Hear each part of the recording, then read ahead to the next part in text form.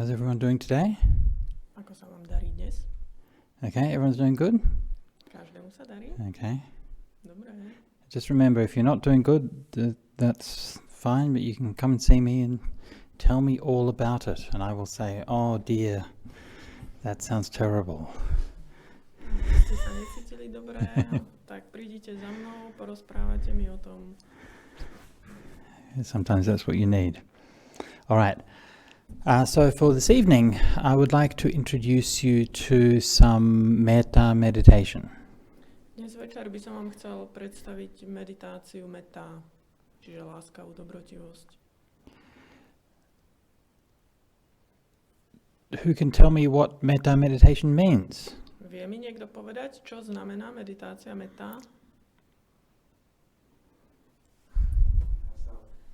Metta meditation is about mostly compassion, loving kindness, and joy. And it's about we try to meditate to start to either understand these feelings or make them more powerful and spread it boundlessly to all living beings in the world. Meditácia mettá spadá pod praktikovanie 4 Brahma vihár, kam patrí teda láskavosť, radosť, vzdelaná radosť, súcitnosť a vyrovnanosť. A cvičíme sa v nej preto, aby sme buď sa naučili, aké sú to vlastne pocity, ako to vnímame, alebo aby sme ich kultivovali, rozvíjali a boli schopní rozšíriť na všetky bytosti. Thank you. Ďakujem. I'll give you just a little bit of background. The technique that I'm going to be teaching today, I learned many years ago in Thailand from a monk called Ajahn Sudžato. Chcel by som vám trošku vysvetliť pozadie okolo tejto techniky mettá meditácie, ktorú som sa naučil pred rokmi v Thajsku od mnícha menom Ajahn Sudžato. That's good. So when we do this practice, we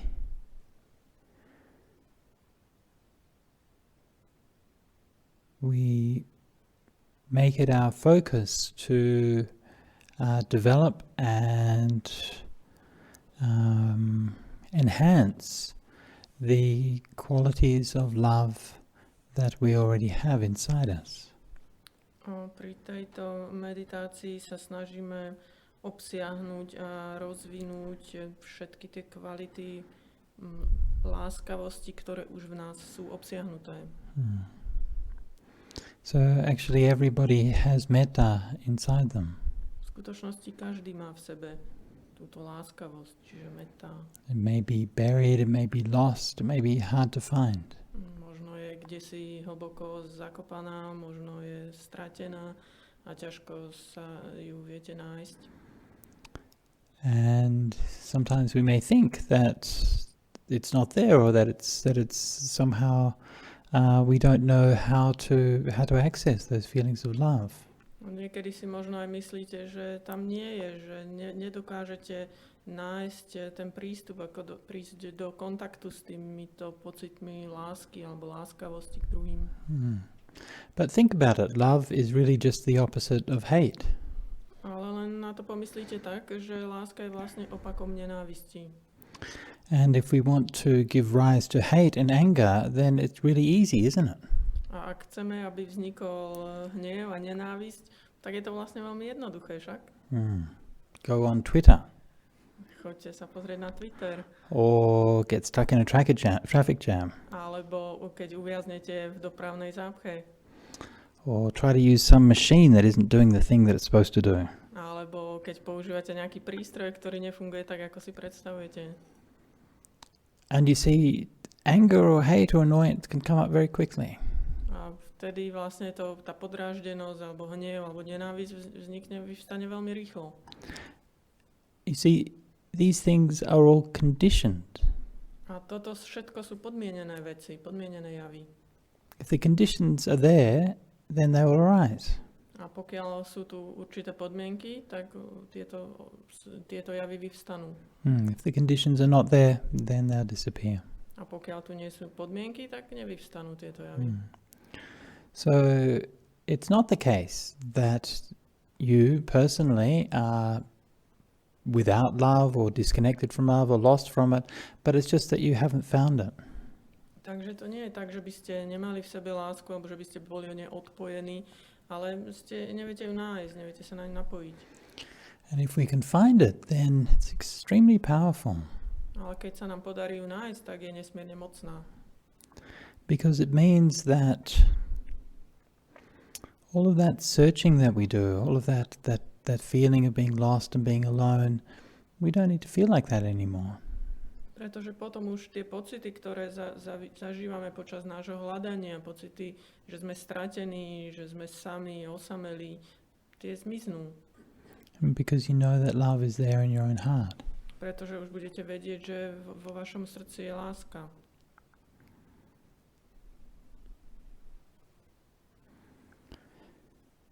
So what we do in this meditation is that we create the conditions that will help for that feeling of mettá to arise and help for it to persist and help for it to grow. A tak vlastne počas praktikovania tejto meditácie mettá v skutočnosti vytvárame také podmienky, aby sa vo vašom srdci mohla prejaviť láskavosť alebo láska, aby sa ďalej rozvíjala a mohutňala.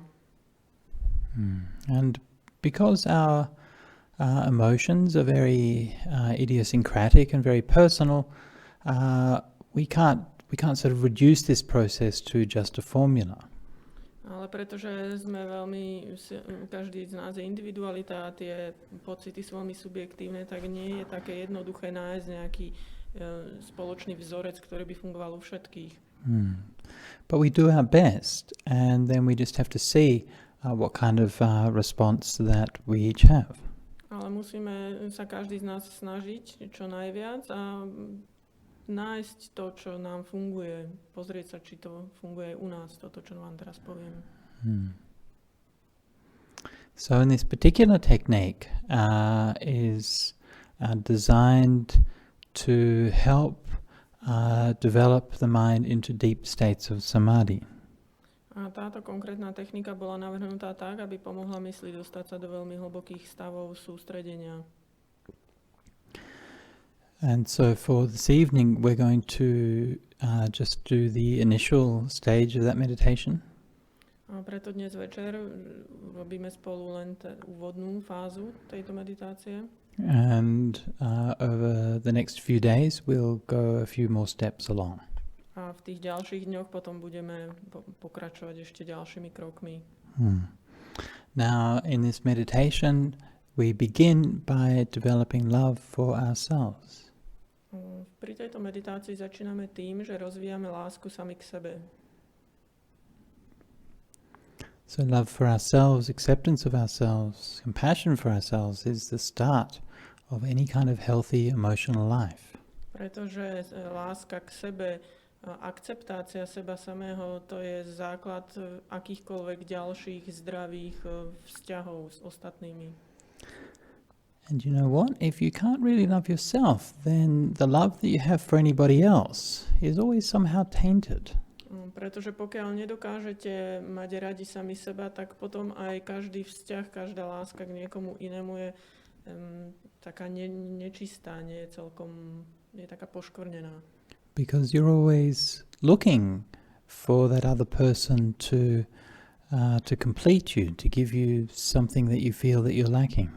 Pretože v takom prípade očakávate a vyhľadávate v tých druhých niečo, čo by vám mali dať, aby vás to doplnilo, aby ste boli celiství, aby ste boli úplní. And so there's something selfish about that. A preto je v tom čosi sebeckého. But if you can love yourself, then you don't need that other person to love you. Ale ak vy sami seba naozaj máte radi, tak potom už nepotrebujete nikoho iného, kto by vás mal rád a doplňal vás. And it means your love for others is pure. It's not based upon how they make you feel. A potom už vaša láska k ostatným je naozaj čistá a už nepotrebujete ich, aby vám niečo dávali alebo doplňali. Now, to do this meditation, I'll just lay out a few steps. Takže aby sme mohli túto meditáciu vykonať, potrebujeme pár stupňov. So the first few minutes of the meditation we just spend doing mindful awareness. Takže prvých pár minút budeme robiť len také všímavé uvedomovanie si. And the purpose of that practice of mindful awareness is to develop a sense of equanimity. A cieľom tohto všímavého uvedomovania si je navodiť pocit vyrovnanosti. And with that equanimous mind to see and to understand the emotions and the mood that you're bringing into the meditation. A takáto vyrovnaná myseľ potom je schopná rozlišovať emócie a nálady, ktoré vnášate do meditácie. Because you have to know where you are starting from before you know where you're going to be going. Pretože najskôr musíte jasne rozpoznať, kde ste, kde je váš východiskový bod, aby ste presne vedeli, kam smerujete, kam sa chcete dostať. Then when we begin with the metta meditation, then there are a few things to bear in mind. A keď začneme už s tou samotnou metta meditáciou, tak je tu pár vecí, ktoré treba mať na pamäti. The first thing is that the meditation is always focused inside your body. Za prvé, tá meditácia sa stále zameriava dovnútra, do vášho tela. So don't let your mind get too sort of vague and drifty and floating off in the clouds. Takže nedovolte mysli, aby sa vyklzla alebo zošmykla, alebo bola taká amorfná, kde si v nejakých obláčikoch. So this is why we've been emphasizing since the beginning of the retreat about mindfulness of the body. Nie nadarmo od začiatku tohto kurzu zdôrazňujeme neustále uvedomovanie si tela. Then the second thing is that when reciting the words, we have like words, may I be happy, and so you recite those to yourself. Za ďalšie, pri tejto meditácii si opakujeme určité slová, napríklad kiež som šťastný. And what's important is that it's not just the words, but there has to be the meaning and the intention behind it. A hoci sú to slová, čo je dôležitejšie, je to, že za nimi musí byť skutočný zámer, naozaj hlboké porozumenie a prianie, aby to tak bolo. So it's some kinds of meditation, you just have like a mantra or a word that you can repeat. It's just a phrase, and the repetition of the word itself is what the meditation is. But that's not the case in metta. A existujú síce iné typy meditácií, kde sa opakujú nejaké slová, také mantry, a tam v podstate celá tá meditácia spočíva v tom, že sa stále dokola mechanicky opakujú tieto slova a to samo o sebe je tá meditácia. Ale v tomto prípade u metta to tak nie je. So the critical thing is that you really put your heart into the words, that you mean it every time as you're saying it. Rozhodujúce v tejto meditácii je to, že každé to slovo myslíte naozaj vážne, je tam úprimný zámer. Tie slova sú druhoradé, dôležitý je ten zámer. Then as you're saying the words with the meaning behind the words, then at a certain point you'll start to get the feeling of metta come. A keď budete vlastne si takto opakovať tie slova a budú podporené tým skutočným záujmom, tým prianím, aby to tak bolo, tak počase začnete naozaj ten pocit v sebe cítiť, čo to vlastne je metta. So the feeling of metta might come like right away, or it might come after many years. So don't have any expectations. A metta môžete začať cítiť v podstate okamžite, ale možno to bude trvať celé roky, než sa vám podarí navodzovať metta, takže prosím vás, nemajte žiadne očakávania. But at some point you'll feel that feeling of love or feeling of joy or feeling of happiness inside you. Ale skôr či neskôr pocítite ten pocit lásky alebo radosti alebo šťastia, dobroprajnosti v sebe. And when you feel that feeling, then the words become like the focus or the direction that's keeping your mind with the feeling. A keď sa to už stane, tak potom tie slová vám budú len pomáhať nasmerovať, ako keby ten tok tohto pocitu tým smerom, ktorý vyjadrujú tie slová. So you keep going with the words. Čiže aj naďalej budete používať slová. You don't stop. Neprestaňte. But the words are pointing you towards the feeling. Ale tie slová vás majú len nasmerovávať k tomu pocitu.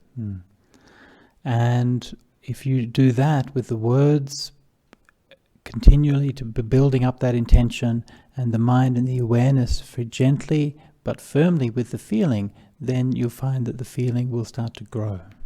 A keď to teda budete takto robiť, že budete vlastne zameriavať tú vašu úprimnú myseľ s tým naozajstným zámerom, smerovanú týmito slovami k tomu pocitu, tak pocítite, že ten pocit začne sa objavovať alebo začne rásť. And this is the point at which you really start to understand what metta meditation is all about. A o tom to vlastne všetko je. V tom okamihu začnete plne chápať, o čom vlastne je meditácia mettá. Because it's not about the words or about even the thought or the idea of metta. Pretože tu vôbec nejde o tie slova, dokonca ani o ten koncept alebo tú myšlienku, čo je to vlastne láskavosť a dobrotivosť. It's about the feeling. Ide o to precítiť to. And what you realize is that feeling of love, which we think is so elusive and so fleeting, in fact is just a condition. It's a condition of your mind and a condition of your heart. Aby sme pochopili, že vlastne tento pocit láskavosti, ako aj iné pocity, ktoré považujeme za veľmi také prchavé a premenlivé a neuchopiteľné, je vlastne veľmi skutočný, ale je zároveň len podmienením, je vytváraný na základe určitých podmienok. And like any condition of the heart, it can be cultivated. A preto, ako akýkoľvek podmienený jav, môže byť kultivovaný. And far from being something mysterious and incomprehensible, you realize, we can actually just bring this feeling up and then to help to grow it and grow it and grow it. A zrazu pochopíte, že to nie je čosi mysteriózne a neuchopiteľné a tajúplné, ale je to vlastne veľmi pravidelné, je to niečo, čo sa dá podmieniť a navodiť cielene a preto sa to dá ďalej rozvíjať. And when you can do that, it changes everything. A pokiaľ sa naučíte toto, tak to zmení úplne všetko. Okay, so that's as far as we'll take the meditation for this evening. Let's do about 20 minutes or so of guided meditation. Takže dnes urobíme len túto úvodnú časť, ktorú som popísal. Dáme si teraz asi tak 20-minútovú riadenú meditáciu.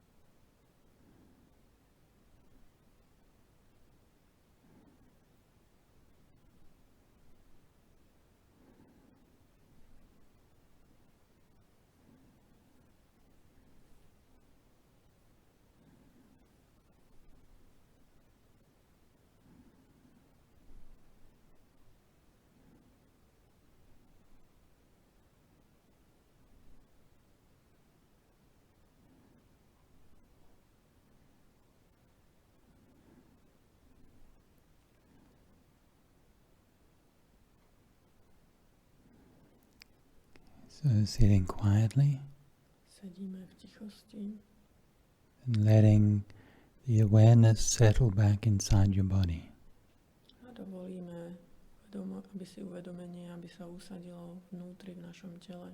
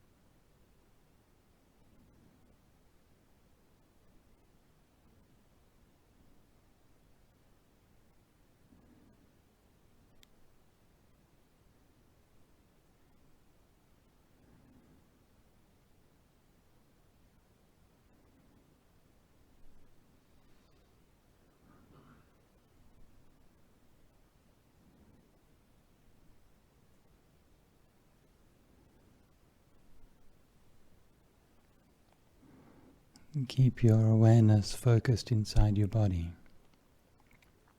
A udržujte svoje uvedomovanie neustále vnútri vo svojom tele.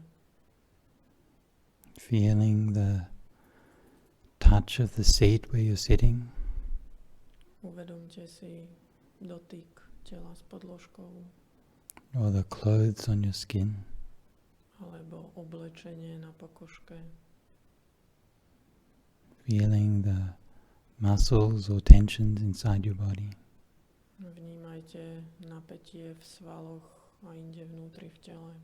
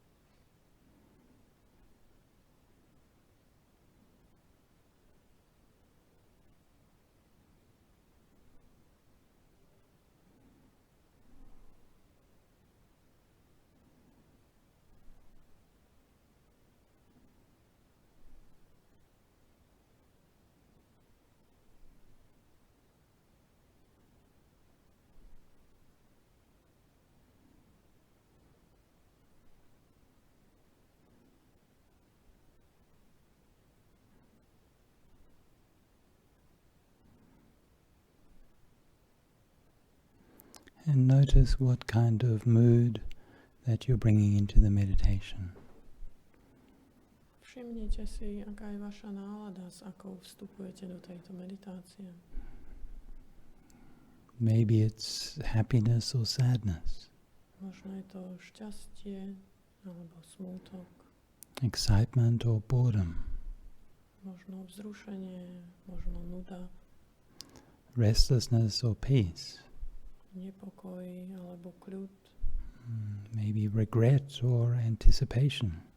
Možno ľútosť, možno očakávanie. Whatever it is, just recognize, okay, that's how I'm feeling right now. Nech už je to čokoľvek, jednoducho si to uvedomte. Aha, tak to sa teraz cítim. And just notice the flavor of that, the particular tone of that feeling. A naozaj precíťte tú príchuť alebo ten pocit, ktorý práve teraz zažívate.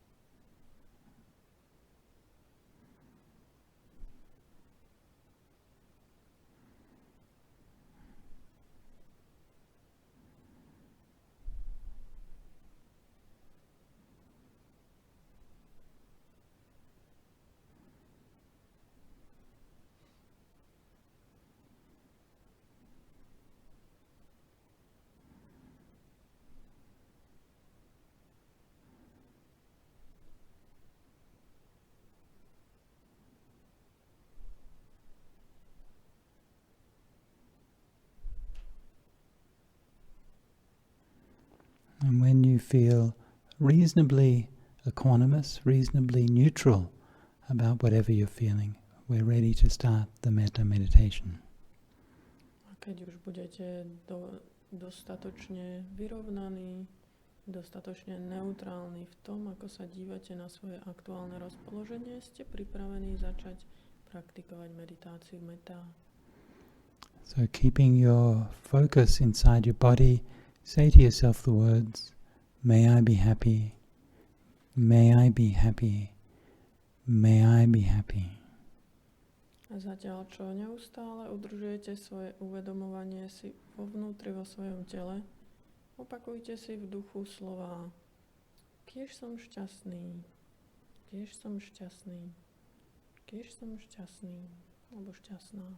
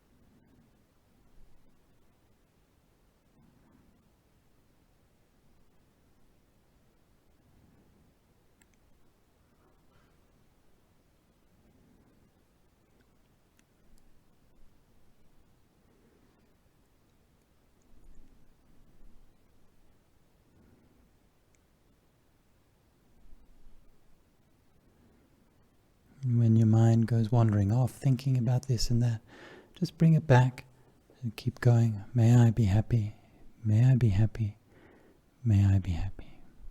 Ak sa vaša myseľ zatúla a začne premýšľať o tom, či o niečom inom, privete ju zľahka späť a znova sa sústrete na tie slová. Kiež som šťastný, kiež som šťastný. Stále si ich opakujte.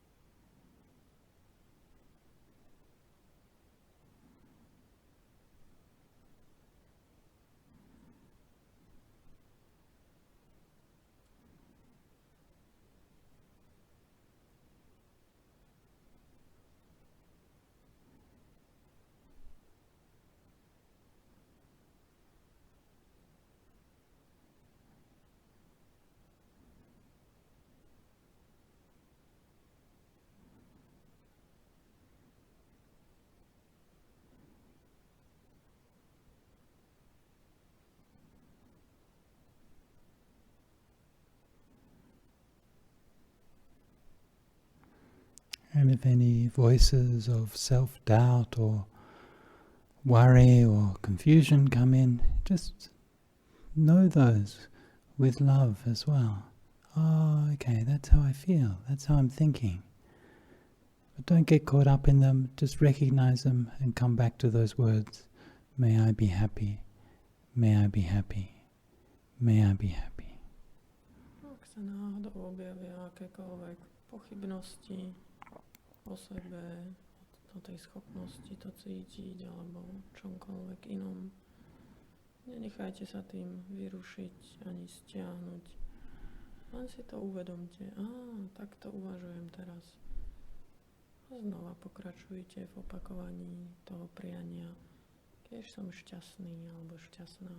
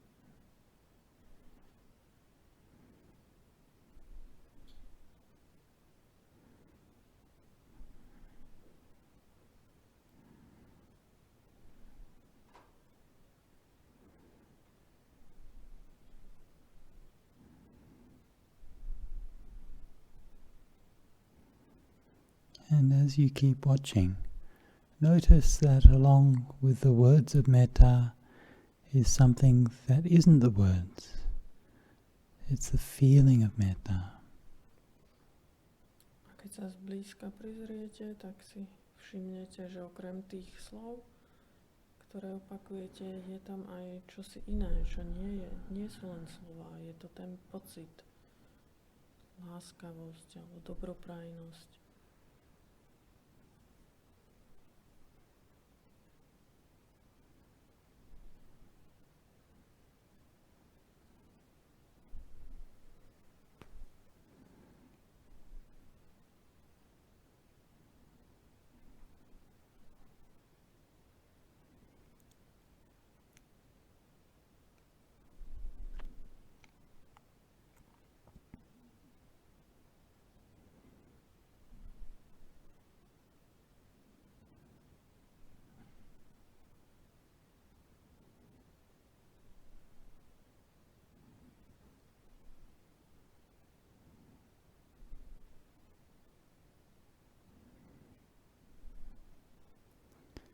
You can feel that very, very soft, very gentle feeling of loving kindness.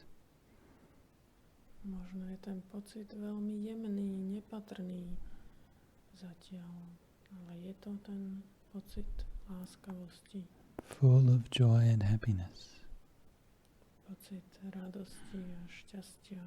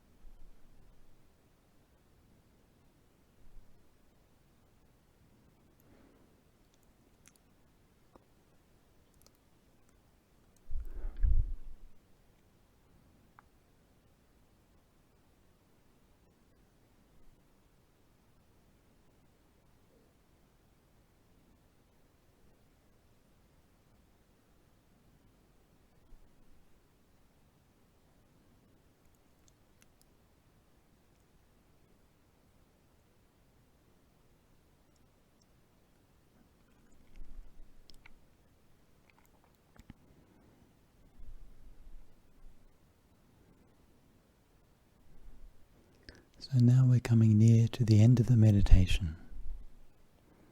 A pomaly ukončíme túto meditáciu. And let the words of metta go. Pustite tie slova mettá, ktoré ste si opakovali. Let the feeling of metta fade away. Dovoľte, aby aj ten pocit zoslabol. And allow the mind to come back to a neutral, empty space.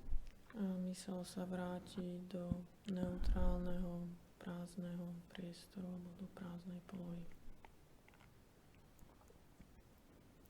And with the mind neutral and empty, take a minute to reflect back over the meditation we've just done together. A v tejto neutrálnej polohe dovoľte mysli, aby spätne reflektovala, aby si uvedomila, aká bola táto meditácia. Inquiring into cause and effect. Aby skúmala to podmienenie príčiny a následku. What just happened? Čo sa práve teraz udialo? How did the mind change? Ako sa mysel zmenila? Did I feel that feeling of metta? Cítila som ten pocit mettá? What was it like? Aký bol? How does my mind feel like now compared to how it was at the start of the meditation? A ako sa cíti moja myseľ alebo moje vedomie teraz po tejto meditácii v porovnaní s tým, aké bolo na začiatku? And finally, we can dedicate the merit of our practice. May all beings be happy. May all beings be well. May all beings realize Nibbana. Sadhu, sadhu, sadhu. A na záver zdieľame zásluhy za túto meditáciu, keď sú všetky bytosti šťastné, keď sa všetkým bytostiam darí, keď všetky bytosti majú zásluhy z tejto meditácie. Sadhu, sadhu, sadhu. You can open your eyes, come out of meditation, and if you need to stand up and have a stretch, then please do so. Môžete sa trošku uvoľniť.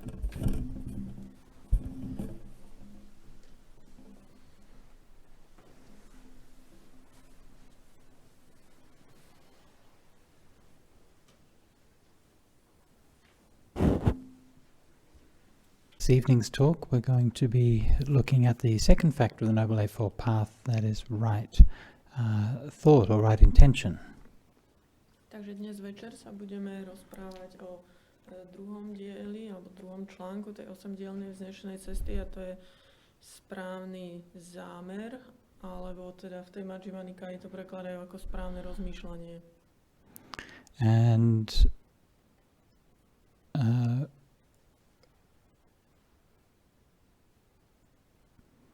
last night when we looked at right view, then we saw right view as being primarily a kind of framework or theory that orientates our understanding. A včera sme sa bavili o správnom názore a povedali sme si, že je to čosi také ako taký základný teoretický rámec. And despite the fact that any such theory must necessarily be incomplete and imperfect, doesn't have to be, our understanding doesn't have to be perfect at that stage, it just has to be good enough. A napriek tomu, že ako každá teória, každý rámec je teda takýto začiatočný alebo počiatočný správny názor nedokonalý, tak to nevadí a nemusíme očakávať, že hneď na začiatku by sme mali mať dokonalý správny názor. But of course the best map in the world is no use unless we have the will or the wish to actually set out on the journey. Ale ani najdokonalejšia, najpresnejšia mapa na svete nám nie je nič platná, pokiaľ nemáme vôľu sa niekam dostať. And so this is the role of samma sankappa or right intention. A to je teda priestor pre ten správny zámer, čiže samma sankappa. Now, just briefly on the word sankappa is has the idea of like planning or setting out or wanting to achieve something. Keby sme si chceli rozobrať to slovo, tak sankapa je niečo ako plánovanie alebo upravovanie budúcnosti, vysielanie niečoho do budúcna. And it can be used in the sense of to think about something, but also to intend something. A môže byť použité aj v zmysle premýšľať o niečom, ale aj zamýšľať, akoby plánovať alebo zameriavať sa, mať zámer. So you'll find it translated as both right intention and right thought. A preto niektorí prekladatelia to prekladajú ako zámer a niektorí ako premýšľanie. And it's usually defined as having three kinds. A obvykle sa hovorí, že sú 3 typy. So the three kinds of wrong thoughts are thoughts of greed, thoughts of cruelty, thoughts of harming. Nesprávne myslenie alebo nesprávny zámer, to sú myšlienky na ubližovanie, myšlienky krutosti a Harming. The first Greed, yeah. Aha, Yeah. chtivosť. Chtivosti, nenávisti a zraňovania. And the good thoughts are the opposite of those. A samozrejme tie dobré myšlienky, tie správne sú opakom. So thoughts of renunciation, Čiže myšlienky odriekania, thoughts of love and kindness. Láskavosti.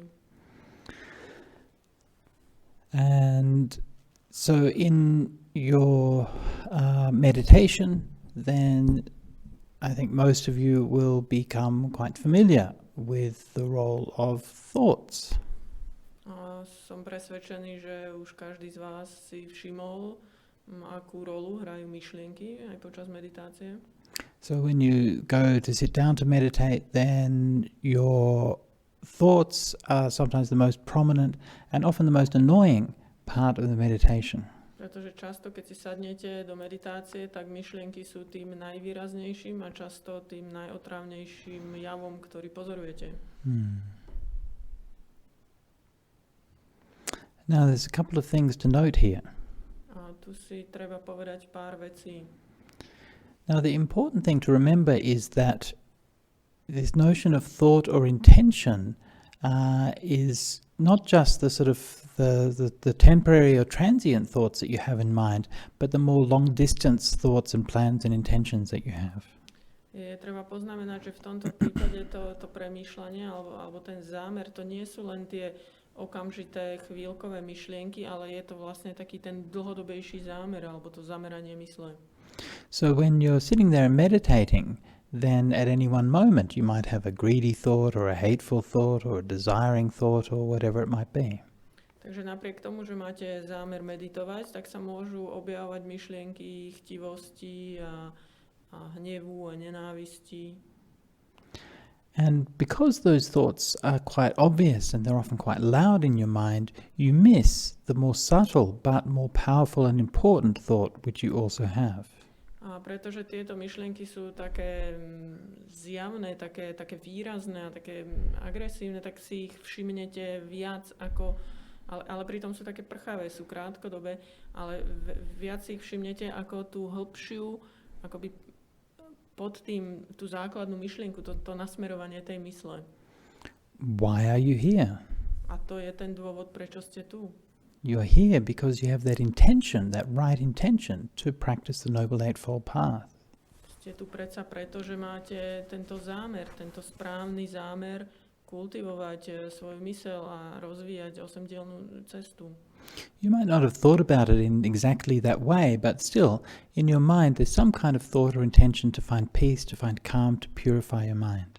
A hoci ste možno až takto nad tým neuvažovali, že ste tu preto, aby ste kultivovali osemdielnú cestu, ale priviedlo vás sem proste nejaké prianie nájsť mier v mysli alebo pokoj, rozvíjať tie dobré vlastnosti. And that is the strong current that has brought you here. A to je veľmi mocný prúd, ktorý vás sem priviedol. And that's the strong current of intention that gets you here and sitting on the meditation cushion. A tento mocný zámer vás priviedol až sem a posadil vás na tú meditačnú podložku. And it's like if you're watching a big river and the big river flowing downstream and you can see on the surface of the rivers all these ripples and so on. Je to ako keď pozorujete nejakú mohutnú rieku, ako pokojne tečie, ale na tom povrchu sa môžu objavovať také vlnky. Sometimes it's easy to get distracted by all the little ripples and think that the river is very chaotic. A niekedy sa môžete nechať zmýliť a upúta vašu pozornosť práve tie vlnky, ktoré sa tam nejak chaosne objavujú. But underneath that is that strong current which is pulling you all in one direction. Ale pod tými vlnkami, ktoré možno zdanlivo sú také náhodné a chaosné, je veľmi mocný prúd, ktorý smeruje jedným smerom.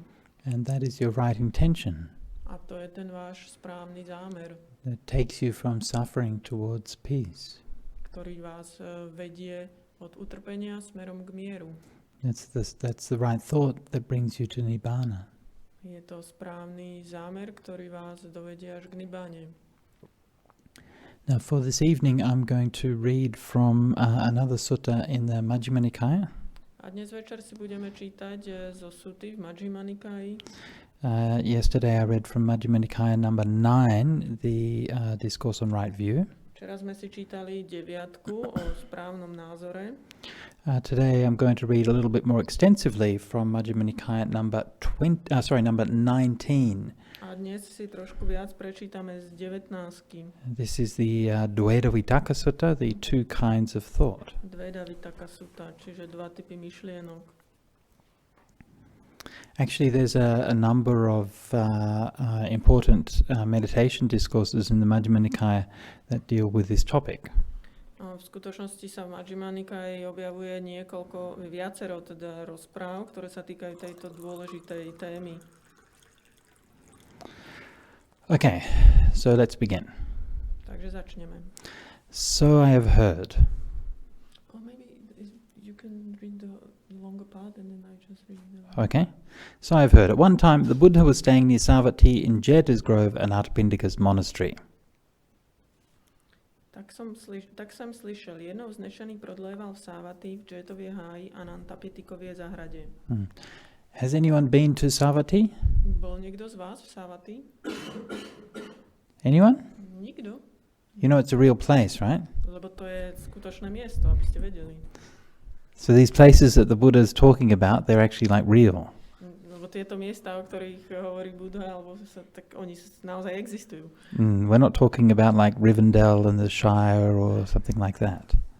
To nie sú nejaké vymyslené miesta.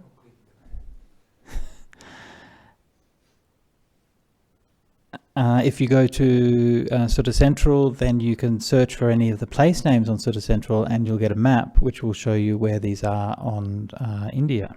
A keď sa pozriete na stránku Sutta Central, tak tam nájdete aj tieto všetky miesta, ktoré sa tu spomínajú a zobrazia sa vám na mape, kde v Indii sa nachádzajú.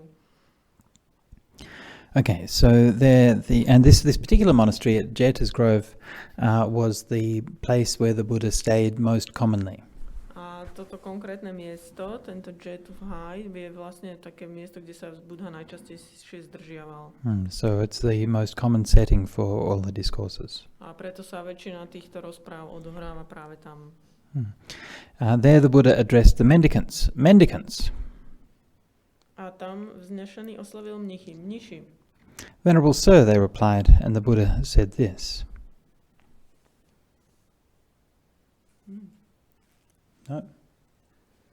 No, nothing like that. All right, never mind. Might be a bit abbreviated. So these are... Na otázku mníchov Buddha odvetil. So these are sometimes, because these are like stock passages, so sometimes you abbreviate them in different ways. Mendicants, before my awakening, when I was still an unawakened being, but intent on awakening, I thought, why don't I meditate by continually dividing my thoughts into two classes? So I assigned sensual, malicious, and cruel thoughts to one class, and I assigned thoughts of renunciation, goodwill, and harmlessness to the second class. Mniši, před svým probuzením, ještě jako neprobuzený bodhisatta, jsem si pomyslel, co kdybych prodléval tak, že své myšlenky rozdělím vždy na dva díly. A tak jsem mniši z toho, co bylo myšlenkami smyslnosti, myšlenkami zlovůle a myšlenkami násilí, učinil jeden díl, a z toho, co bylo myšlenkami odříkání, myšlenkami nezlovolnosti a myšlenkami nenásilí, učinil druhý díl. So there's a few things to note here. First thing to note is that this is one of those occasions where the Buddha is talking about the meditation practice that he did before his enlightenment. K tomuto si treba povedať niekoľko vecí. Za prvé, je to jedno z mála miest, kde sa Buddha veľmi jasne vyjadruje k svojim meditačným technikám ešte predtým, než dosiahol osvietenie, prebudenie. And I won't go into this topic in too much detail, but I will just notice that the way that the Siddhartha is described before his enlightenment in the traditions and the way that he describes himself are very different. A nechcem tu zachádzať do prílišných podrobností, len by som upozornil na to, že tak, ako je vlastne Siddhartha, teda Buddha pred dosiahnutím prebudenia, popisovaný v tej tradícii a to, ako on sám seba vlastne popisuje v tých sútach, je diametrálne odlišné. So according to the traditions, Siddhartha had by that time been practicing the path to enlightenment for countless lifetimes, and he was purified over so many lifetimes and so many eons of practice that he was basically almost virtually enlightened already. Takže podľa tej tradície Siddhartha Gautama vlastne už bol bodhisattva, pretože už praktikoval nesčetný počet životov, celé eóny vekov a tak už bol v podstate ako keby skoro prebudený. Whereas here he sounds pretty much like an ordinary meditator trying to figure out how to do meditation. Ale keď on sám o sebe hovorí, tak nám to znie, ako keby bol úplne obyčajný meditujúci, ktorý sa potýka s rovnakými vlastne problémami a zamýšľa sa nad tým, ako vlastne má meditovať. I mean, you have to admit, it would be a bit annoying if you'd been practicing a spiritual path for countless eons and you're still sitting there in meditation and thoughts of sensual, malicious and cruel thoughts are still happening. V podstate by muselo byť hodne také nepríjemné a otravné byť v situácii, že praktikujete celé eóny rokov a nespočet životov a ešte stále vo vás, tak ako je v tejto súte uvedené, vyvstávajú myšlienky neprajnosti, zlovôle, ubližovania. I mean, I don't know about you, but if I'd been practicing for countless eons and then I was still thinking cruel thoughts, I'd probably be like, nah, that's enough, I give up. Teda neviem ako vy, ale ja keby som praktikoval nespočetné eóny rokov a ešte stále by mi v mysli vyvstávali myšlienky krútosti a ubližovania, tak už by som si hovoril, no tak už fakt dosť, to už nemá zmysel. But then on the other hand, maybe that's why he's the Buddha and I'm not.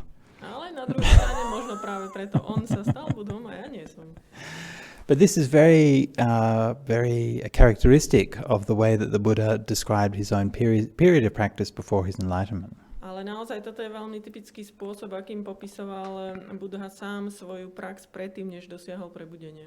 It wasn't like he was just sort of completing this path he'd started long before, but it was very much a period of exploration and discovery where he was trying to figure out what was the way of meditation to reach enlightenment. Nebolo to nejaké také harmonické završenie cesty k dokonalosti, ale bola to cesta hľadania a skúmania a skúšania rôznych metód. And I don't know about you, but I find that much more relatable. Neviem teda ako vy, ale mne to znie tak dôveryhodnejšie. Probably worth noting, if you're reading the suttas, just to briefly note the use of the word bodhisattva in the suttas. A tiež, keď už sa o tom bavíme, tak si všimnite používanie slova bodhisattva v týchto sutách. Can somebody tell me what the word bodhisattva means? Dokáže mi niekto povedať, čo znamená slovo bodhisattva? We'll have another one. Skúsime niekoho iného. That's enough from you, Hermione. Si povedal? Niekto iný sa chce? Bodhisattva is somebody who delivers his life to the wellness of other beings. Okay, bodhisattva is someone who delivers his life to the wellness of other beings. Thank you, that's very good. Bodhisattva je niekto, kto zasvetí svoj život pre blaho iných bytostí. Except it's completely wrong. Ďakujeme, dobre, až na to, že to je teda úplne nesprávne. But also right. Ale zároveň správne. Okay, it's right in terms of the understanding of the traditions. Je to správne v tom zmysle, ako sa chápe v tradícii. But in the suttas, the word bodhisattva is used in a quite different way. Ale v sutách sa používa toto slovo v úplne inom význame. So in the suttas, the bodhisattva is used in the sense of one who is intent on or who is dedicated to gaining enlightenment. Tu v sutách sa používa toto označenie pre niekoho, kto je odhodlaný, kto sa rozhodol dosiahnuť osvietenie. And it's only used really, there's a couple of exceptions, but basically it's only used for Siddhartha after he had left his home and for the 6-year period when he was striving for awakening. A až na malé výnimky sa používa výlučne na označenie Siddhartu po tom, čo opustil domov, tak tých 6 rokov, čo hľadal, tak vtedy sa takto označuje. So this is why I've translated it here as one intent on awakening. A preto ja by som to preložil ako ten, kto má zámer dosiahnuť osvietenie. Okay, so let us continue with the sutta. Tak, a teraz pokračujeme v tej sute. Then, as I meditated, diligent, keen, and resolute, a sensual thought arose. I understood. This sensual thought has arisen in me. It leads to hurting myself, hurting others, and hurting both. It blocks wisdom. It's on the side of anguish, and it doesn't lead to extinguishment. When I reflected that it leads to hurting myself, it went away. When I reflected that it leads to hurting others, it went away.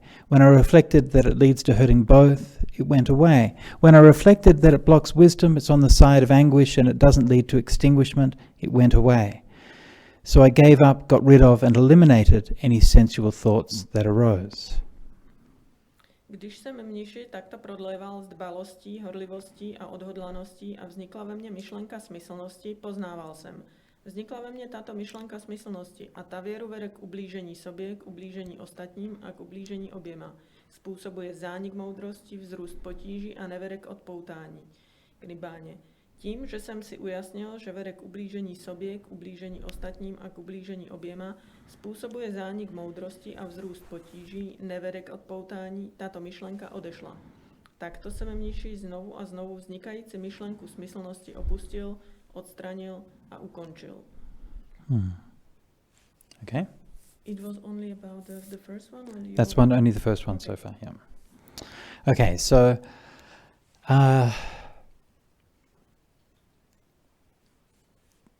this is how the Bodhisattva, how Siddhartha, and when he's practicing a meditation intent on enlightenment, this is how he dealt with thoughts.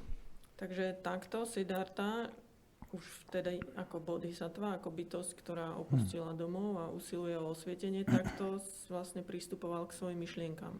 Now, just as a caveat, this isn't the only method that he used, and in other suttas it talks about other methods as well. Len na okraj, toto nebola jediná metóda, ktorú používal, v iných sútach sa ešte objavujú niektoré iné metódy, ktoré tiež aplikoval. But this is a very important one. Ale táto je veľmi dôležitá. And so you can see here that he's not like trying to block the thought, he's not like trying to get rid of it, he's not trying to push it away.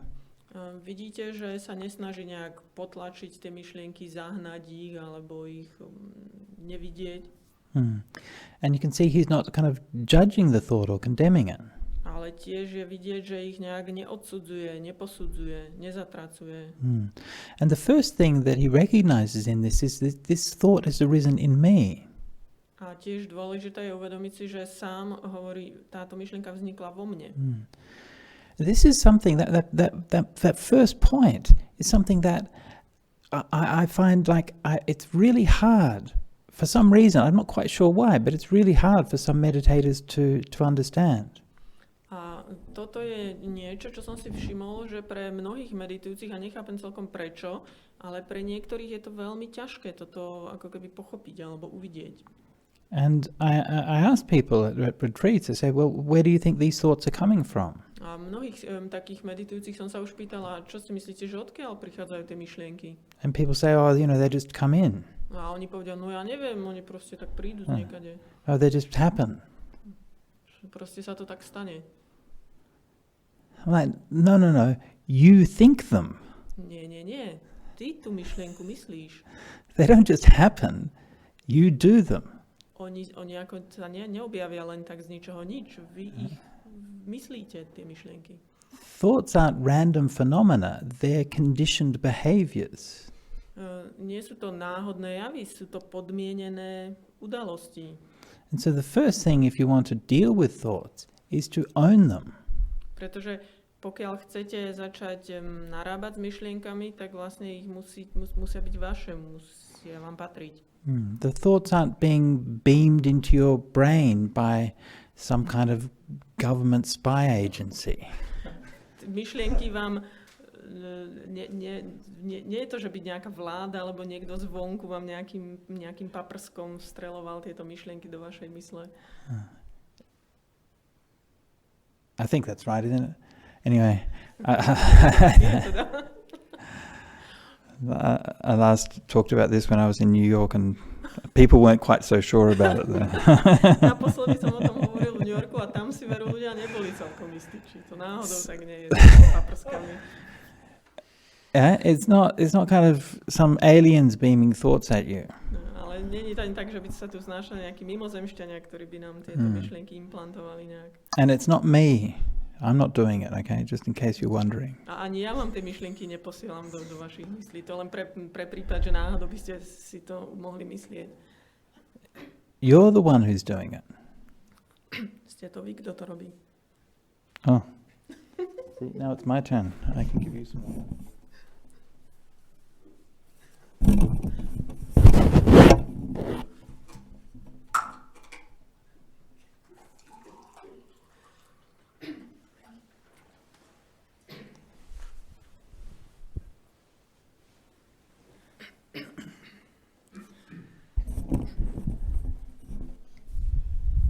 And when I talked about this, you know, some of the people on the retreats that I've been to, they've been to many retreats, and they're like, wow, I never really knew that. I never thought of that. Bol som už na mnohých zásadoch a vždy sa nájdú ľudia, ktorí sa tomu vlastne úprimne čudujú. Si hovoria, wow, tak to ma nikdy vlastne nenapadlo. I don't know. It seemed fairly obvious to me, but obviously, I think that we have this kind of this kind of need to somehow dissociate our thoughts, especially thoughts that we don't want to have. Takže neviem, no mne sa to zdá teda celkom jasné a prirodzené, že to tak je, ale zdá sa, ako by ľudia mali taký pocit, že sa chcú nejak odpojiť od svojich myšlienok, že je to niečo cudzie. Right, because in a way, like if I'm coming here and I'm sitting meditating, then I must be good. Alebo možno k tomu dospejú takou úvahou, že no predsa keď sem prídem a chcem meditovať, tak som dobrý. I'm pure and holy. Ja som svätý, som čistý. And so these thoughts are happening. They're not pure and holy thoughts. A predsa tieto myšlienky, čo sa tu objavujú, tak nie sú teda moc sväté a čisté. Yeah. You can translate that. So you feel, oh, there must be something. They're just kind of random. They just kind of happen. Takže je to čosi, nejaký taký chaos, kde nejak sa to samo od seba deje. So the first step is to recognize, no, actually those thoughts are part of you. Takže prvým krokom je uznať, nie, sú vašou súčasťou. It's okay. A je to v poriadku. You see, even the bodhisattva, even he had sensual thoughts when he was trying to meditate. Vidíte, dokonca aj bodhisattva, keď sa pokúšal meditovať, tak mal myšlienky zmyslové a zmyselné, teda ubližovaní. He had cruel thoughts and hateful thoughts. Mal myšlienky plné nenávisti a snahy ublížiť. So it's okay. Takže je to naozaj v poriadku. It's just the mind. Je to len mysel. So, when the first thing is you recognize that this is what's happening, then you reflect on what does it lead to. Takže ako prvé treba uznať, čo sa deje. Za druhé je treba zamyslieť sa nad tým, k čomu to vedie. Yeah, so that those unwholesome thoughts, they lead to hurting yourself, they lead to harm for yourself and for others. A tieto ubližujúce, alebo tieto myšlienky nenávisti a zlovôle vedú k ublíženiu. Ubližujete tým sebe, ubližujete tým druhým. It blocks wisdom, it's on the side of anguish, and it doesn't lead to extinguishment. Blokujú múdrosť a nevedú k oslobodeniu. So you can see the Buddha isn't, the Buddha's taking a very scientific view or a very kind of rational view of this. He's not like saying that this is kind of bad or evil or I have to get rid of it. He's saying, well, what's the consequence of it? And they say, well, because it leads to this harmful consequence, then this is the problem with it. Vidíte, že Buddha k tomu pristupuje veľmi pragmaticky, veľmi racionálne. Neodsudzuje ich kvôli nejakému takému iracionálnemu, že sú akoby zlé nejakým abstraktným spôsobom, ale sú neprospešné z veľmi konkrétneho dôvodu, pretože vedú k ublíženiu sebe, k ublíženiu druhým. Čiže vlastne takto racionálne sa na to díva. And then when he reflected that way, then thought just went away. A keď sa na to takto racionálne pozrie, no tak tá myšlienka proste ustane. And that's really powerful. To je naozaj niečo mocné. Why does that work? Why do the thoughts go away? Prečo to takto funguje? Prečo tá myšlienka ustane? Because the thoughts are impermanent. Pretože myšlienky sú pominuteľné, sú nestále. The thoughts are conditioned. A myšlienky sú podmienené. They can't stay. Nemôžu ostať. Like all conditioned things, they must pass away. Ako všetky podmienené javy musia odísť, musia pominúť. Even if we wanted to hold that one thought and keep it going, then we couldn't. Dokonca aj keby sme si chceli nejakú myšlienku podržať, aj tak zmizne. And so it's not our job to make these thoughts go away. A preto to není naša práca, že by sme mali nejak spôsobovať alebo niečo robiť, aby tieto myšlienky odišli. They go away by themselves. Oni odídu same od seba. But what is the thing that's actually giving rise to them? What's the cause of them? Ale prečo vôbec vznikajú? Čo je príčinou ich objavenia sa? So in this particular case, that thoughts come from some kind of sensual desire. A myšlienky prichádzajú buď v dôsledku nejakej zmyslovej túžby. And this is something conditioned. A to je zase niečo podmienené. And when you're staying on a retreat like this, then you can have many different kinds of sensual thoughts. No aj keď ste na zásade ako je tento, tak môžete mať rôzne typy zmyslových myšlienok. You might have thoughts of hunger, anticipating the meal. Možno nejaké myšlienky, ktoré sú spôsobené hladom a tým, že už očakávate alebo chcete nejaké jedlo. Or thoughts of getting out of your uncomfortable meditation seat and going and lying down in your nice soft bed. Alebo myšlienka vstať z toho nepohodlného meditačného miesta a ísť si laškať do pohodlnej postielky. Or maybe sexual fantasies. Alebo nejaké sexuálne fantázie. Or anything. Could be anything. Alebo čokoľvek. It doesn't really matter too much. These all come from the same place of desire and wanting something. V podstate na tom nezáleží. Dôležité je len to, že pochádzajú z jedného zdroja a to je tá túžba, zmyslová túžba. You reflect on it. Actually, this is leading to harm, so I let go of it. A tak, keď sa nad tým zamyslíte a poviete si, takéto myšlienky vedú k ublíženiu. And when you reflect like that with wisdom, it goes away by itself. Čiže keď sa na ne takto pozrieme s múdrosťou, necháme ich proste zmiznúť. And so the Buddha then applied that same method to the arising of not just sensual thoughts, but also of malicious thoughts and cruel thoughts. A podobne ako na myšlienky týchto zmyslových prianí aplikoval tú istú metódu Buddha aj na myšlienky neprajnosti alebo zlovôle a ubližovania krutosti. And then the next passage is another very important statement. Ďalšia pasáž je veľmi dôležitá. Whatever a mendicant frequently thinks about and considers becomes their heart's inclination. If they often think about and consider sensual thoughts, they've given up the thought of renunciation to cultivate sensual thought. Their mind inclines to sensual thoughts. If they often think about and consider malicious thoughts, their mind inclines to malicious thoughts. If they often think about and consider cruel thoughts, their mind inclines to cruel thoughts. Cokoliv nižší mních mnoho promýšlí a o čem často uvažuje, právě k tomu se kloní jeho mysl. Jestliže mních mnoho přemýšlí o smyslnosti a často o tom uvažuje, opouští tím myšlenku odříkání, rozmnožuje tím myšlenku smyslnosti a jeho mysl se kloní k té myšlence smyslnosti. Jestliže mních mnoho přemýšlí o zlovůli a často o tom uvažuje, opouští tím myšlenku nezlovolnosti, rozmnožuje tím myšlenku zlovůle a jeho mysl se kloní k té myšlence zlovůle. Jestliže mních mnoho přemýšlí o násilí a často o tom uvažuje, opouští tím myšlenku nenásilí, rozmnožuje tím myšlenku násilí a jeho mysl se kloní k té myšlence násilí. And so throughout here you can see the Buddha's very patient, very rational, very careful approach to developing meditation. Vidíte, že je to veľmi trpezlivý, veľmi zase taký strategický prístup k meditácii. It's not based on anything kind of mystical or strange, but on a clear-eyed examination of exactly how the mind works. Nie je v tom vôbec nič mystické, je to proste jasné videnie toho, ako mysel funguje. So when people are reading this kind of sutta, that people often tend to take away the wrong message from it.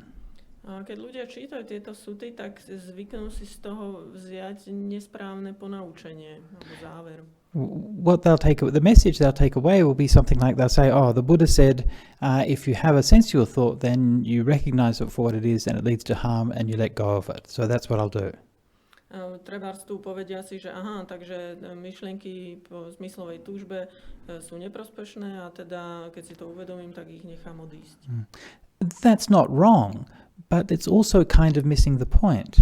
Nie, že by to nebolo nesprávne, je to tiež správne, ale trošku je to tak mimo tú hlavnú myšlienku, mimo ten hlavný zámer. The really important lesson is that the Buddha learned to understand the process of meditation by investigating and inquiring in his own experience. To najdôležitejšie tu je, že Buddha vlastne skúmal fungovanie mysle počas meditácie a tým, že neustále pozoroval, čo sa deje a ako sa to navzájom podmienuje. So these kinds of things are not so much about telling you what is the answer that you should do in your meditation, but it's telling you what kind of process that you should do, what kind of attitude you should have to learn and understand about your meditation. Takže tu na to posolstvo ani tak nie je o tom, že sa vám tu niekto snaží povedať, dať vám nejakú správnu odpoveď, čo máte robiť, ale skôr vám hovorí ten postup, ten princíp, ako vy máte na to prísť, ako máte pristupovať, aký má byť váš postoj k meditácii, aby vy sami ste videli fungovanie vašej mysle. Because sometimes you'll take up the method that the Buddha recommends and maybe it's not going to work. Pretože niekedy, keď takto len preberiete nejakú metódu a poviete si, no dobre, tak to robil Buddha, ale mne to možno nebude fungovať. Why is that? Buddha taught this method, it must work. No ale prečo? Tak učil to Buddha, tak musí to fungovať. Prečo by to nefungovalo? But of course it's just conditions. Ale to sú len podmienky. The condition of your mind is different from the condition of the bodhisattva's mind at that time. Podmienenie alebo vašej mysle je iné, ako bolo podmienenie mysle bodhisattvu v tom čase. So what worked for him is not necessarily going to work for you. A preto to, čo fungovalo jemu, nemusí nutne fungovať aj vám. I mean, it might. It's worth giving it a go. A teda samozrejme, že to možno bude fungovať a určite stojí za to, aby ste to vyskúšali. But then the important thing to remember is if it doesn't work, then you ask yourself why? What's going on? Ale čo je dôležitejšie je, že pokiaľ vám to nebude fungovať, tak sa musíte zamyslieť nad tým prečo to nefunguje. Okay, so the Buddha then continues. A Buddha ďalej pokračuje. He gives a simile, and in the suttas we find that the use of similes is very powerful and very characteristic of the way that the Buddha taught. Buddha pokračuje príkladom, metaforou, ktoré sú veľmi časté v sutách a často sú veľmi mocné a veľmi zjavne dávajú dobrý príklad, aby sme pochopili, čo nám chce povedať. Suppose it was the last month of the rainy season when the crops grow closely together and a cowherd must take care of the cattle. He'd tap and poke them with his staff on this side and that to keep them in check. Why is that? For he sees that if they wander into the crops, he would be executed, imprisoned, fined or condemned. Tak jako v posledním měsíci dešťů na podzim, když úroda nabývá, si pastavec musí krávy hlídat, Takže krávy hned odtamtud, hned odjenut musí holí přihánět, zahnat zpět, zarazit a udržovat pohromadě. A z jakého důvodu? Neboť pastevec vidí, že by to vedlo k vině, ke ztrátám a zkáze, že by ho majitel pole mohl dát spoutat a zabít. So the simile here, this is very characteristic of the way that the Buddha talked about the mind, and in fact that image of animals or grazing animals eating things, this is a very common simile that the Buddha used for the mind. Tieto prímery, tieto metafory, ktoré Buddha používal, keď popisoval fungovanie mysle, sú veľmi typické a nachádzame ich v mnohých sútach a obzvlášť práve zvieratá, ako sa pasú a ako niečo požierajú, to je veľmi častý príklad, ktorý používal. So our mind likes to consume. Pretože aj naša myseľ rada niečo požiera, niečo konzumuje. It likes to devour sight, sound, smell, taste and touch. Rada vychutnáva chute, vône, farby, tvary. And if we're in a retreat center and there's nothing much to see, then we devour our memories and imagination about sight, sound, smell, taste and touch. A pokiaľ sme v meditačnom centre, kde toho teda není až toľko na rozptýlenie, aby myseľ mohla sa živiť nejakými peknými tvarmi a chuťami a vôňami, tak siahne po spomienkach na príjemné chute, vône, tvary. And this is like the cows that will be wandering into the crops and just eating all of the food. A to je presne ako tie kravy, ktoré potom idú na polia a tam požierajú úrodu. So notice in the method that the cow herd is using. Takže pozrite sa na tú metódu, ktorú používa ten pastevec. So it's nothing kind of extreme, nothing forceful, but he's just got his staff and he just taps them to keep them away from the where they shouldn't be. Nie je to nič extrémne, nie je to nič násilné, je to proste len ich odháňa, zaháňa ich stade, kam idú a nemali by tam ísť. And so this is like the job of the cow herd. If the cow herd does that consistently, then there's not going to be any problem. A ak to ten pastier robí systematicky a konzistentne, nebude žiaden problém. So, but the cow herd has to be mindful to watch if the cows are getting too near the crops. Akorát, že ten pastier musí byť veľmi všímavý a musí neustále dohliadať na to stádo kráv.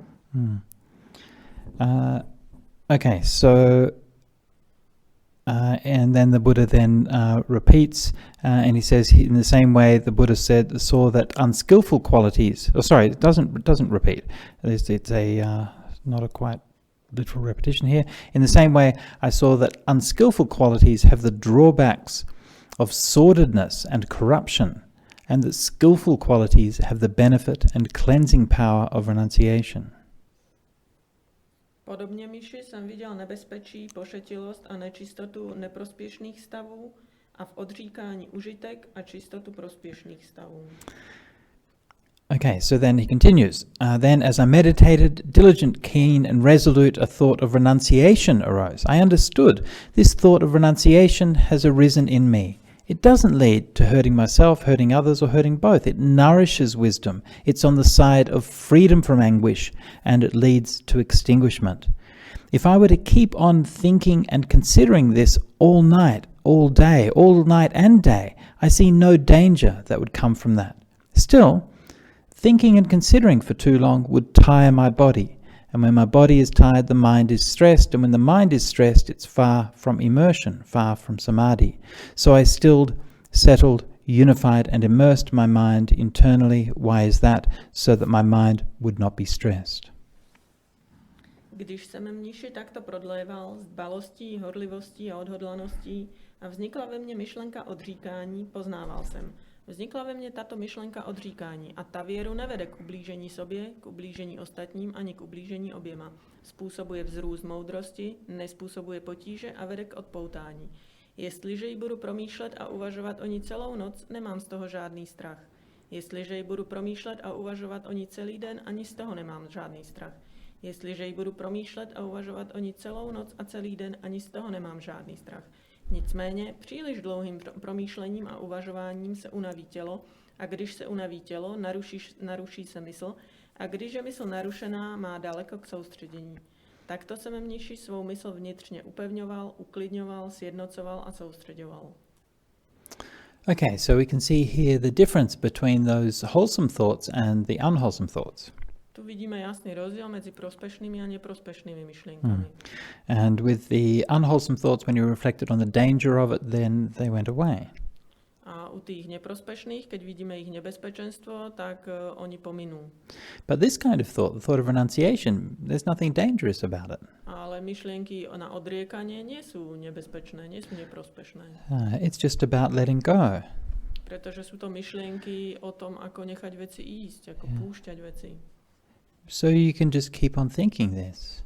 Čiže by ste mohli o nich premýšľať. It's never going to hurt yourself or hurt anyone else. Neublížite tým ani sebe, ani druhým. But, and here's then the important point. So the first stage here is to recognize that when we make that distinction between the unwholesome thoughts and the wholesome thoughts, then by understanding them correctly, the mind tends to move to and get filled with more wholesome thoughts. Čiže najskôr sa naučíme rozlišovať medzi prospešnými a neprospešnými myšlienkami a keď to takto jasne uvidíme, tak mysel začne inklinovať k tým prospešným. But even if the mind's full of wholesome thoughts, then still it's thoughts. Ale napriek tomu, že sú to prospešné myšlienky, ešte stále sú to myšlienky. And still it's activity going on in your brain and your body can get tired and so on. Takže stále dochádza k aktivite v mozgu a to časom unaví telo. So then the Bodhisattva went and settled his mind in samadhi. Bodhisattva predsa chcel usadiť svoju myseľ v hlbokom sústredení a v kľude.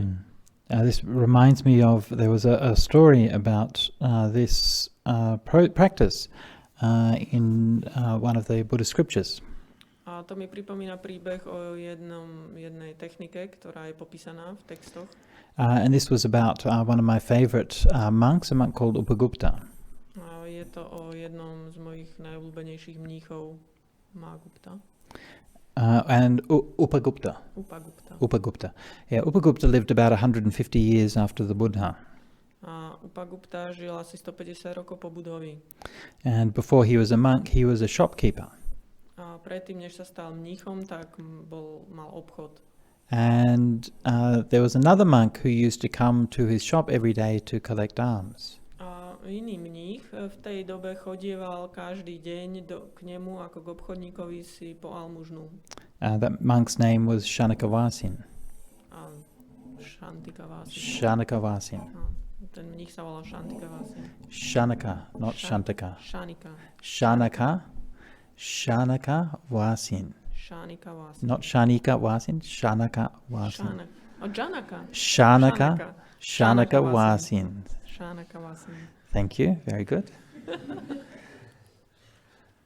These things are important. What it actually means, Shanaka Vasin, what it means is he wore a robe made out of hemp cloth. So if you know like the kind of cloth that they use for making like rice sacks and things like that, a very kind of coarse cloth, so his robe was made out of something like that. Toto meno vlastne znamená, že si ušil rúcho z konopnej tkaniny, lebo ryža sa kedysi dávala do takých vriec z takej tvrdej konopnej látky. Tak z toho si on ušil rúcho, tak z toho je to meno. It's very itchy. A je to dosť také pichvavé. So after this monk had been coming for some time, Upagupta said to him one morning, he said, Bhante, he said, I'm tired of this life, you know, this household life. He said, I want to become a monk. Can I become a monk with you? A tiež jedného dňa, keď tento mních teda prišiel zase po tú almužnu, tak Upagupta, a ešte vtedy teda ako obchodník, hovoril, že ja už som unavený z tohto života a najradšej by som sa tiež stal mníchom, pôjdem s tebou a budem mních.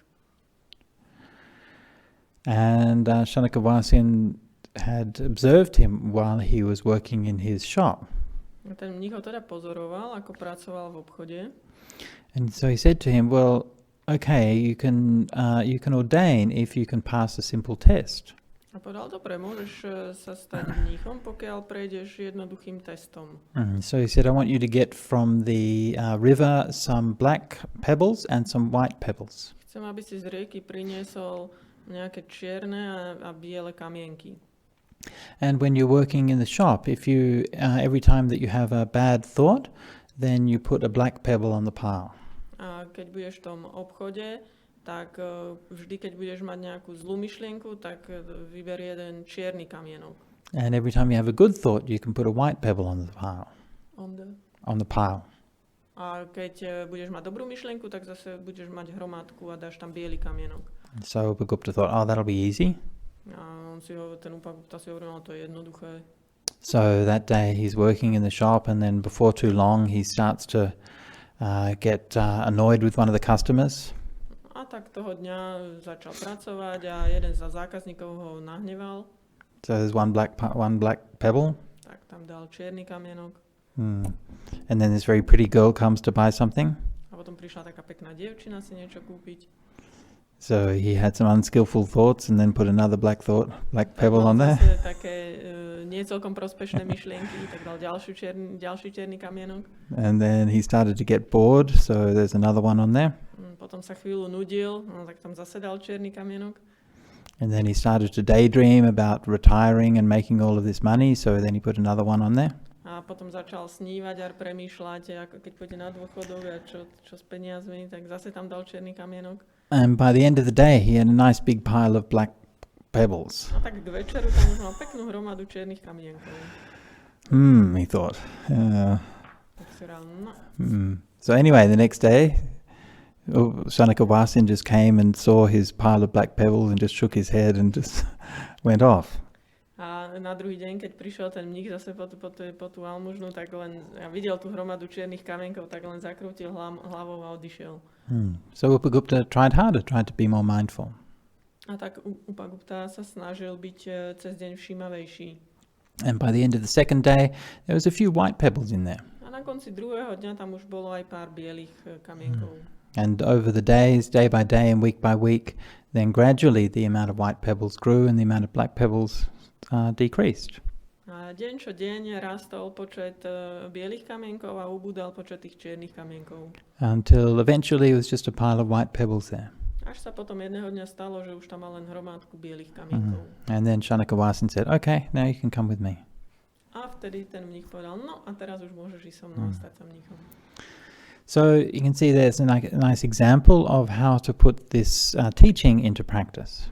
Takže vidíte, že je tu taký pekný spôsob, ako uviesť do praxe tieto myšlienky. So I always thought that somebody should make an app of that particular practice. Už som si hovoril, že by mohli urobiť vlastne aj takú apku na praktikovanie tohto. Right? It'd be good, yeah? Nie, to by bolo super mať takú apku. Every time you have a bad thought, just put a black pebble in there, and then you can tally it up at the end of the day. Vždy, keď máte zlú myšlienku, tak pridáte čierny kamienok, a keď dobrú myšlienku, tak a prospešnú myšlienku, tak biely kamienok. It'd be good, except somebody would steal the data and they'd know how many bad thoughts you're having. Až na to, že keby potom niekto tie dáta ukradol, tak by vedel, koľko zlých myšlienok za mňa ste mali. Anyway, we've got a few programmers here, so if anyone wants to have that app idea, then please go ahead. Don't worry. I'm just messing around. Okay. Okay, so where are we? So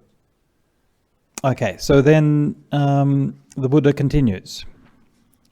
So that last bit, just to be clear, in case anyone's confused, that last bit wasn't in the sutta. That was from another story. Len aby to nebolo teda príliš metúce, tak toto, čo som tu teraz hovoril, ten príbeh to není v tej sute, hej? Takže teraz zase pokračujeme s tou sutou. Now we come back to the sutta. Suppose it's the last month of summer, when all the crops have been gathered into the neighborhood of a village and a cowherd must take care of the cattle. While at the root of a tree or in the open, he need only be mindful that the cattle are there. In the same way, I needed only to be mindful that those things were there. Tak jako v posledním měsíci letních veder, když je všechna úroda svezena k vesnici a pastevec má krávy hlídat, zajde si ke kořeni stromu nebo na otevřené prostranství a jeho úkolem je jen bdít. Toto jsou krávy. Podobně mniši se měl za úkol jen bdít. Toto jsou mentální jevy. So this is when the mind is wholesome. So in the previous one, when the mind is very unwholesome, then you're constantly kind of nudging it and just looking after it and making sure that it doesn't go too far astray. Že tu vidíte, ako inak narábame s myslou, ktorá je prospešná. V tom prvom príklade, keď bola naplnená neprospešnými myšlienkami, tak musíte byť stále v strehu a stále vlastne zavracať tie kravy, tie neprospešné myšlienky. But when the mind is wholesome, then that's okay. You just need to be aware. Ale keď je myseľ už prospešná, tak už nemusíte zasahovať. Už si to len uvedomujete, že je prospešná. So the Buddha then goes on, my energy was roused up and unflagging, my mindfulness was established and lucid, my body was tranquil and undisturbed, and my mind was immersed in samadhi. A Buddha pokračuje, vzbudil jsem v sobě nepolevující energii a ustavil jsem uvědomění, mé tělo bylo uklidněné a nevzrušené, má mysl byla soustředěná a sjednocená. So I won't read all of the rest of the sutta, but the Buddha then describes going into the 4 jhanas and eventually seeing the 4 noble truths. Ďalej sutta pokračuje cez 4 džány, 4 pohrúženia.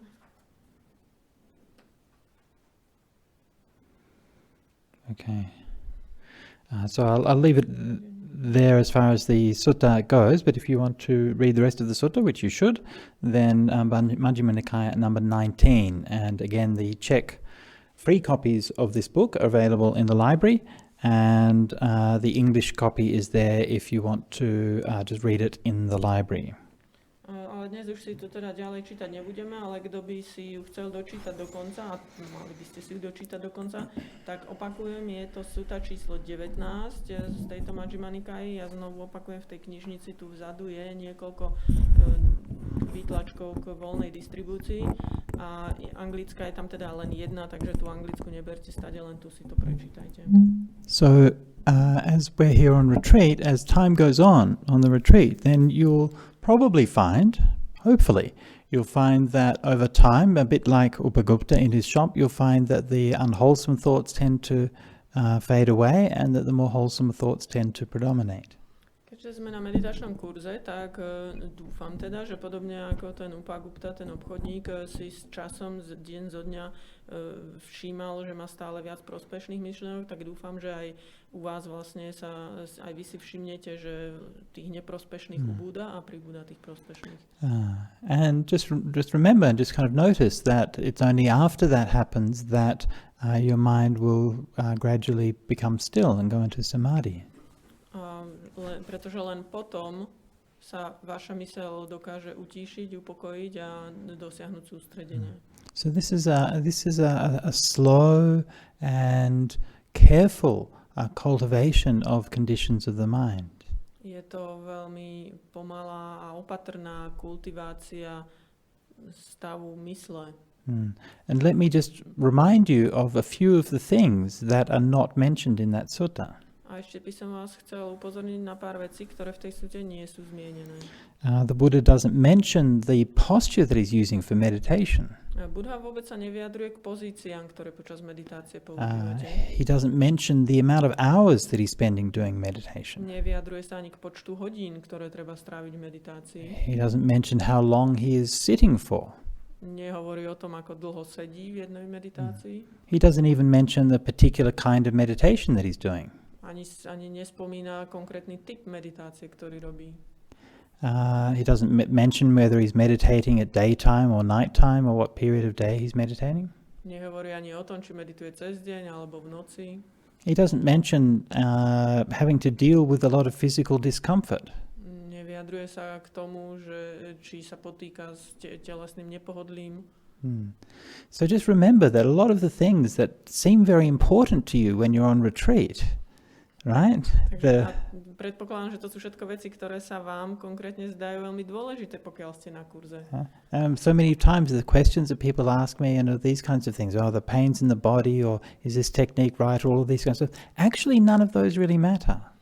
Pretože to sú otázky, ktoré mi často meditujúci dávajú. Raz na tých interviú sa pýtajú, a prečo mám takúto bolesť, alebo v akej pozícii mám sedieť, alebo akú techniku mám robiť. Ale to v skutočnosti nie sú vôbec podstatné veci. What matters is that you understand your own mind.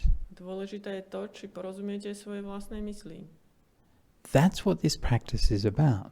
To je tá prax. It's not about sitting in this posture or sitting in that posture. je úplne irelevantné, či sedíte tak alebo onak. And it's not about, following this technique or tradition or following that technique or tradition. A či je treba nasledovať túto tradíciu a používať túto techniku alebo nejakú inú techniku. Actually, the Buddha's is the only tradition that matters, and the Buddha's tradition is the tradition of investigation and inquiry. Pretože jediná tá technika alebo tá metóda, ktorú v buddhizme nájdete, je vlastne metóda skúmania a skúšania pre vás, čo funguje.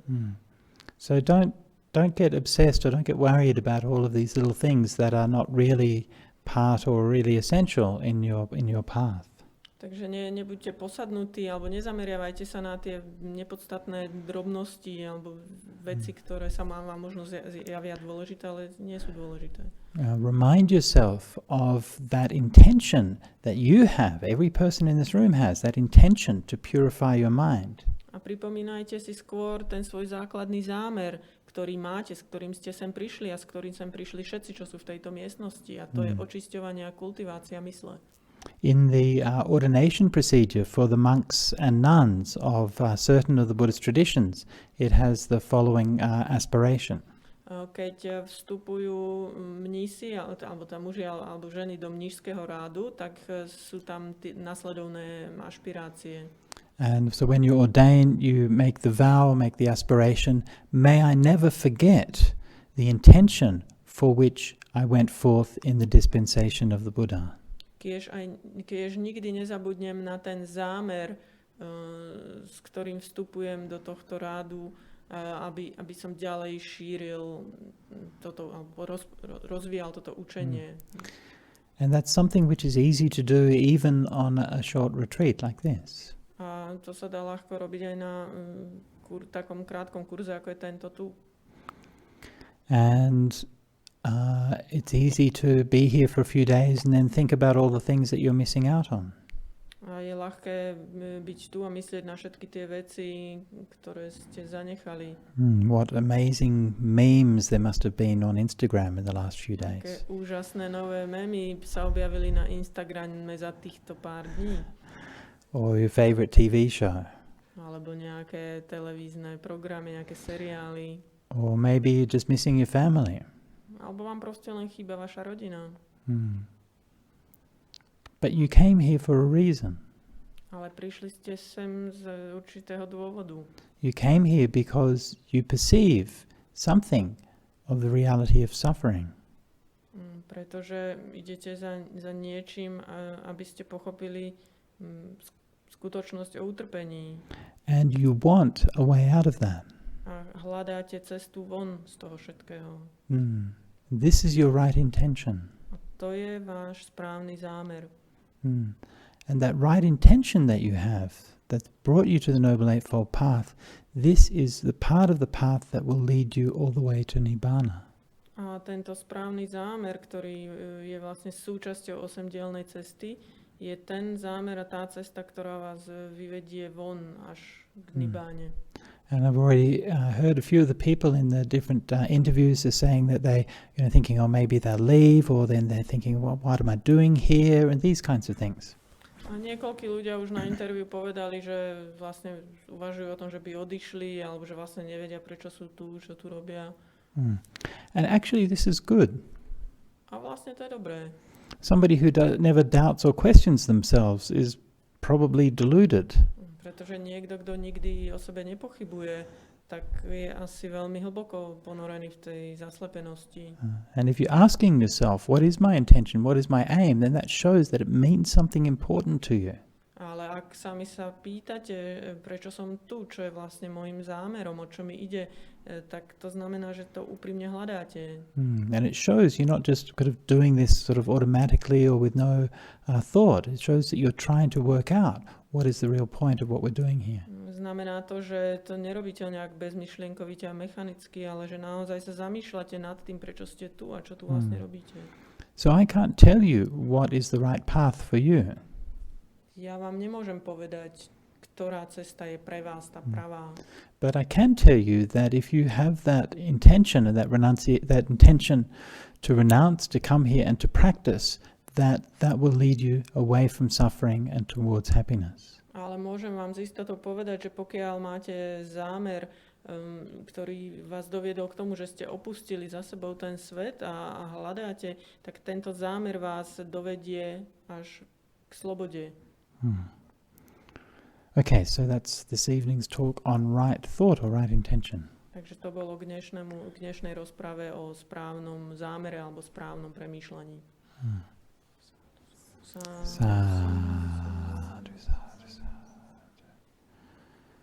Okay, very good. So any questions? Máte nejaké otázky? Yeah. I'd like to ask, it's my question regarding today and yesterday, and I'm taking together, because when I was like getting, still knowing Buddhism, I see like these two tendencies in Theravada at least, and one is like presented by you and Ajahn Brahm and all these related monks, that is, I feel more heart opening and somehow I would say less dissociative and more embracing of the here and now. And the other one is sometimes much more dogmatic, I'd say, and very conservative rules and with renunciation, like some hardcore renunciation. And for example, could you make it brief? Because it's just meant to be just a brief question. If you want to have a discussion about it, you can bring it to the interview. Okay? So, just a question. So let me define a question. Okay? A question begins with a question word such as who, where, what, or why. It has one short declarative sentence and it ends with a question mark. All right. So that was just the Question. Okay, where is the line of what is sensual and what is spiritual? For example, meditation music. Okay. Because I would say it's spiritual, but it's sensual experience. Okay. Okay. Otázka teda asi je v tom zmysle, že kde je hranica medzi svetským a duchovným, napríklad čo sa týka hudby, meditačnej hudby, že pre mňa je to niečo duchovné, ale v podstate ide o zmyslové vnímanie. You know, I was doing this retreat in Indonesia a couple of years ago, and I was doing the same thing because people were asking these very long questions, and I just every time somebody would get up to ask a question, I'd tell them the same thing. And I'd even get them to repeat it back to me. I said, what is a question? And I'd get them to explain it. And then they'd go off on this kind of whole rambling kind of thing. I'd go, no. Ask. Anyway, okay, so ask the question. So sensual things, music. Look, if music's all right, if you want to listen to music, that's okay. We're keeping 8 precepts here. If you like listening to music and you find it's useful, then fine. Pokiaľ považujete používanie meditačnej hudby za prospešné, tak je to v poriadku, ale my tu teraz na tomto kurze vlastne dodržiavame tých 8 predsavzatí a tam v podstate hudba sa považuje teda za nejaké rozptýlenie zmyslové, takže tu ju nepoužívame, ale vy ju môžete. There is a story in the Pali commentaries that talks about it's in the explanation of the keeping the precept about listening to music. A práve o tomto predsavzatí vlastne nepočúvať hudbu je tiež jedna rozpráva. And it says that there was a monk who was going for alms round in the village, and when he went there he happened to overhear a slave woman singing a song about the sufferings of life. Ako jeden mních, ktorý chodil do dediny si po almužnu, tak počul nejakú otrokyňu, ktorá si spievala o utrpení. A slave woman singing about the sufferings of life? It must have been the blues. Ešte otrokyňa, ktorá si spieva o utrpení sveta, tak to musel byť nejaký blues alebo čo? And when he heard that, he had insight into dukkha and became enlightened. Ale ten mních, keď vlastne počul túto pieseň, tak dosiahol osvietenie. So the Buddha is essentially saying, well, the story is basically saying that if you listen to Stevie Ray Vaughan, you'll get enlightened. I don't know if that's entirely true, but... Ale who said that? No. No one said that. I just made that up. Yeah.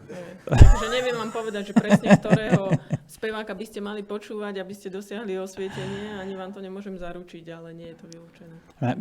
But of course, then the other side is: do you know what a hook is in music? Ale na druhej strane hook. Hook. You know what a hook? Viete, v hudbe, So- čo je to?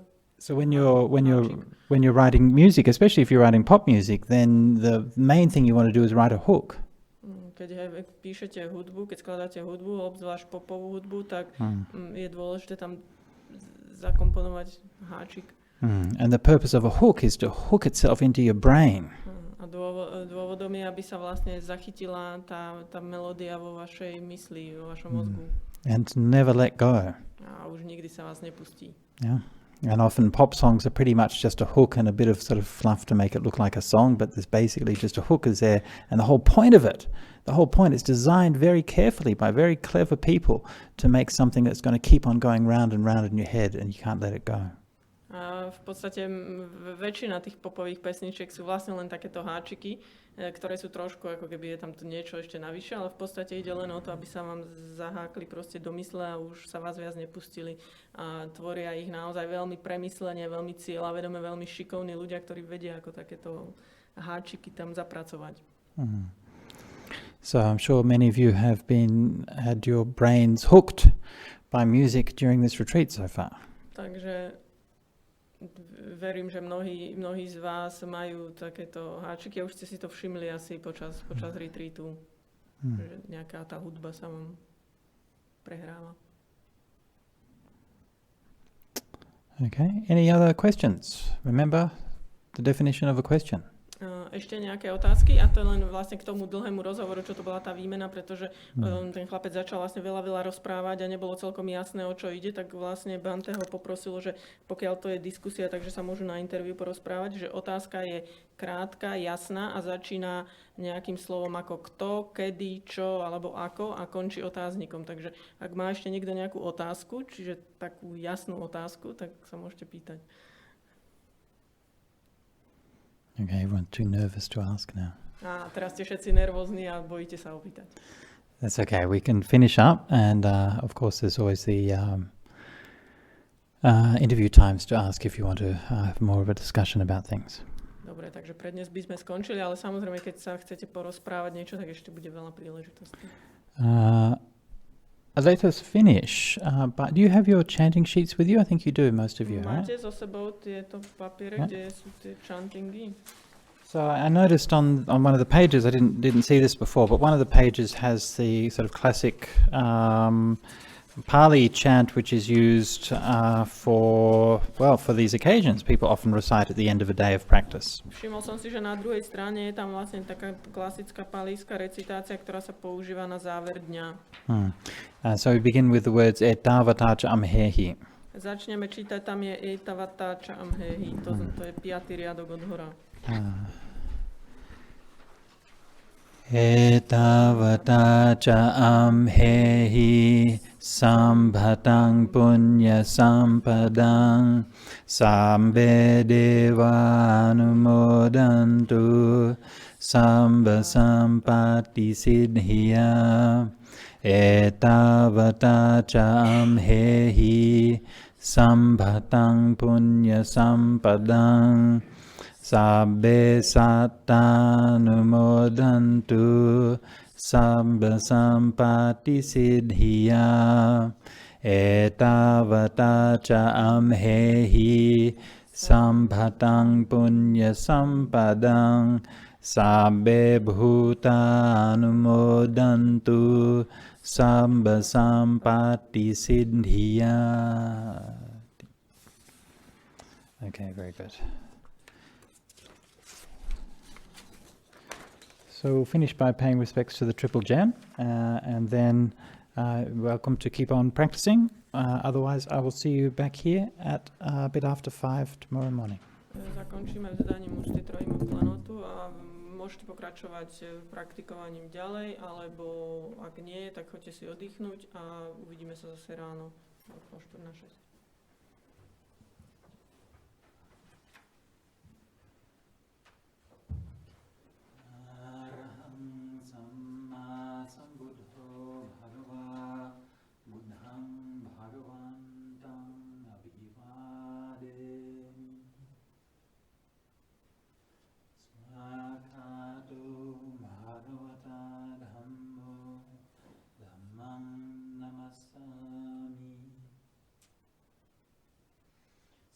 Nibbana